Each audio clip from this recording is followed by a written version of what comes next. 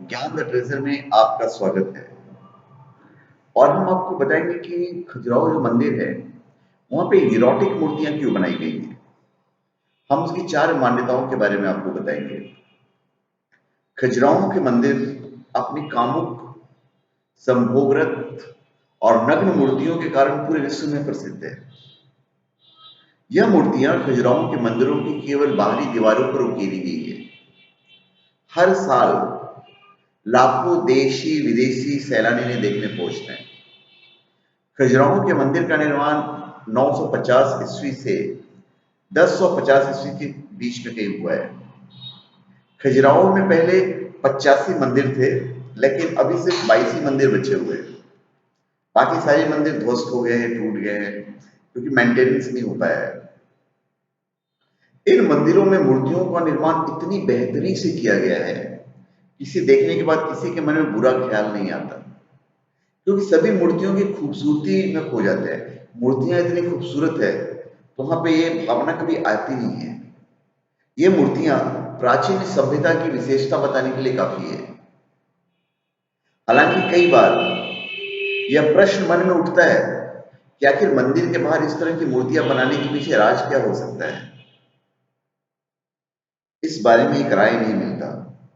अलग अलग विश्लेषकों ने अलग अलग राय दी है। मुख्य रूप से 4 मान्यताएं हैं जो आपको मैं बताने वाला हूं। जैसे पहली मान्यता, कुछ विश्लेषकों का मानना है कि प्राचीन काल में राजा महाराजा भोग विलासिता में इतने लिप्त रहते थे, वे काफी उत्तेजित रहते थे। इसी कारण खजुराहो मंदिर के बाहर नग्न एवं संभोग की मुद्रा में विभिन्न मूर्तियां बनाई गई।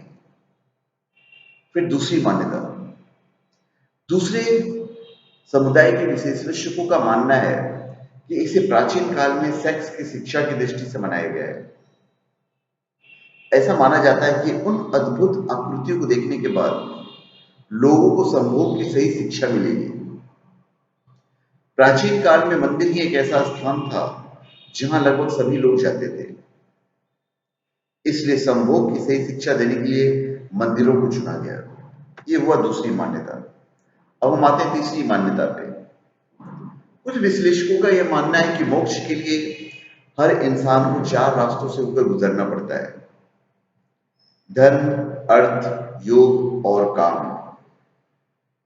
ऐसा माना जाता है कि इस दृष्टि से मंदिर के बाहर नग्न मूर्तियां लगाई गई हैं, क्योंकि यही काम है और इसके बाद सिर्फ और सिर्फ भगवान का शरण ही मिलता है।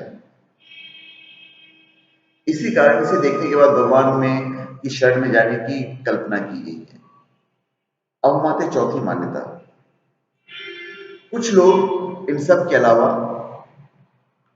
इसके पीछे छिपे हिंदू धर्म की रक्षा की बात बताई गई है। इन लोगों के अनुसार खजुराहो के मंदिरों का निर्माण हुआ तब बौद्ध धर्म का प्रचार काफी तेजी के साथ हो रहा था। चंदेल शासकों ने हिंदू धर्म के अस्तित्व को बचाने का प्रयास किया और इसके लिए उन्होंने इसी मार्ग का सहारा लिया। उनके अनुसार प्राचीन समय में ऐसा माना जाता था कि सेक्स की हर तरफ हर कोई खींचा चला आता है, इसीलिए यदि मंदिर के बाहर नग्न एवं संभोग की मुद्रा में मूर्तियां लगाई जाएंगी तो लोग इसे देखने मंदिर आएंगे, फिर अंदर भगवान का दर्शन करने जाएंगे। इससे हिंदू धर्म को बढ़ावा मिलेगा। परंतु हमारा मानना कुछ और है।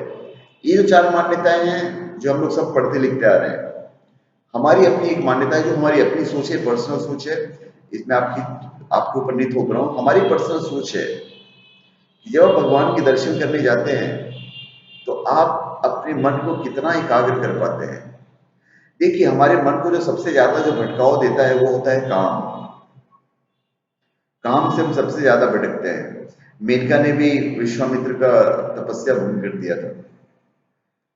तो क्या हम इतने भगवान को समर्पित हो सकते हैं कि बाहर इन सब चीजों को देखने के बाद जब भगवान के पास जाते हैं तो क्या वो चीजें हमारे पीछे छूट जाती है, या जब हम वहां पे भगवान के दर्शन कर रहे हैं तो हमारे मस्तिष्क पर एक छाप रह जाती है, तो उस छाप को हम पीछे ही छोड़ दें। जो हमने देखा वो भूल जाओ कि अब जब हम भगवान के दर्शन करने जा रहे हैं तो काम नहीं है, वहां सिर्फ एकाग्रता चाहिए।